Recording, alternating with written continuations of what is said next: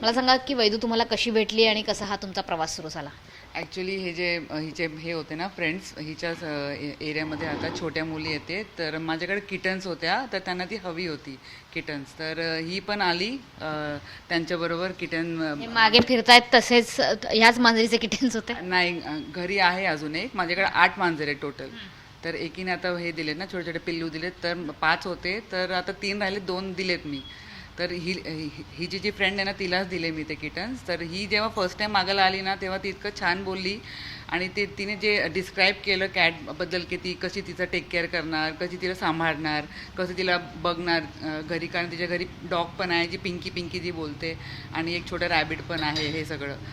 तर ते मला इतकं आवडलं, तिचं जे निरागसपणा होता, ते जिचं ते एकदम म्हणजे खूप भोली आहे ती बोलायला वगैरे, तर मला खूप आवडलं ते. तर मी असं सहज तिचा व्हिडिओ काढला, सहज असं पोस्ट केला मी आणि ती अशी व्हायरल झाली ती.